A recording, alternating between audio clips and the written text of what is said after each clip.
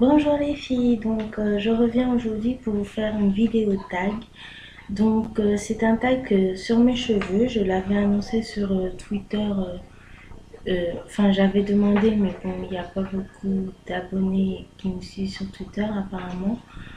Tant pis, mais c'est un Twitter pas spécialement YouTube, c'est un peu comme un Facebook ou un Instagram pour moi. Enfin bref. Je vais commencer avec la... Il y a 23 questions, donc j'ai mélangé plusieurs questions tag sur les cheveux et j'en ai fait un tag assez complet, je pense. Donc, euh, c'est parti. Première question. Pourquoi as-tu commencé ta journée capillaire? J'ai commencé ma journée capillaire parce que j'étais obligée euh, de couper mes cheveux. À partir de ce jour-là, euh, j'ai j'ai décidé de prendre soin de mes cheveux. Voilà. Excusez-moi si vous entendez du bruit dehors, mais je suis dans le salon et je peux pas couper le son de dehors. Deuxième question. Depuis combien de temps es-tu dans ta journée capillaire? Donc, je suis dans ma journée capillaire depuis bientôt un an. Ça fera un an au mois de juillet, voilà. Es-tu naturel, défrisé, d'exclat ou en transition? Alors, je suis 100% naturelle. Là, bien sûr, j'ai fait des tresses, voilà. Mais en dessous, ce sont mes cheveux. Voilà. Quelle est ta longueur de cheveux actuelle? Ma longueur de cheveux actuelle a différentes longueurs, car devant, je suis à peu près à ici. Sur le côté, je suis... Sur le côté, en partant de là, j'arrive à là, au niveau de la mâchoire. Et derrière, j'arrive à à la base du cou ici. Donc voilà. Quelle est ta texture de cheveux? Ma texture de cheveux est frisée, mais je dirais qu'il y a des petites boucles. Des fois, ça fait des bouclettes un peu à l'anglaise. Donc, il y a différentes textures dans ma chevelure. Santé ou longueur? Alors, je privilégie les deux. Donc, j'essaye de prendre soin de mes cheveux, mais j'essaye aussi de les faire pousser parce que c'est important pour moi qu'ils poussent à un certain niveau pour pouvoir avoir une coupe, disons, facile à coiffer. Voilà. Septième question. Si tu ne devais vivre avec qu'un seul produit capillaire. Alors, si je devais vivre qu'avec un seul produit capillaire, sachant qu'il faut les laver, je privilégie le masque ou l'après-shampoing. Parce que l'après-shampoing, ça lave et ça nourrit. Mais le masque nourrit beaucoup plus que l'après-shampoing et on peut espacer le temps de lavage. Donc je dirais ça. Quel a été ton pire produit capillaire? Mon pire produit capillaire de tous les temps a été l'erreur que j'ai faite, que je ne connaissais pas quand je l'ai faite, c'est le défrisage. Voilà. Neuvième question. Quelle est ta coiffure habituelle? Alors, ma coiffure habituelle, c'est une photo que je vous mettrai ici.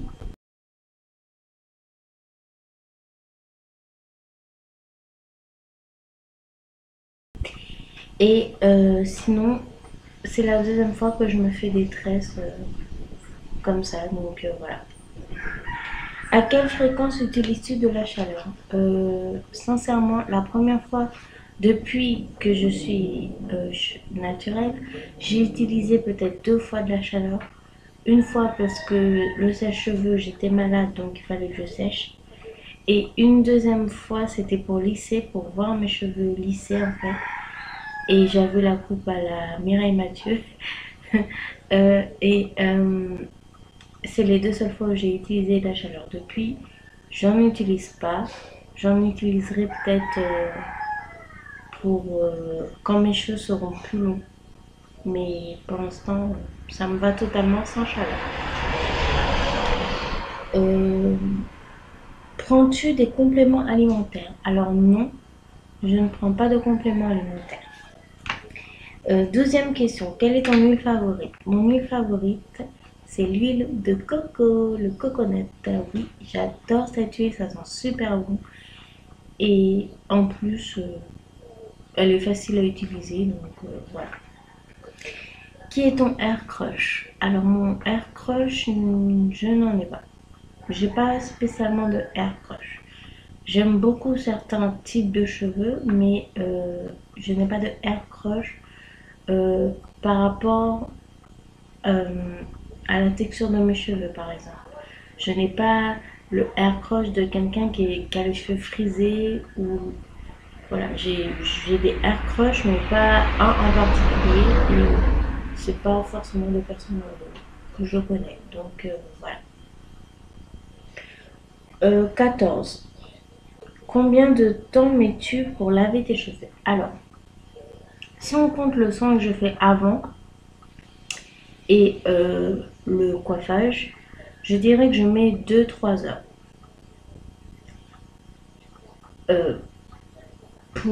Non, pas 2-3 heures. Qu'est-ce que je raconte?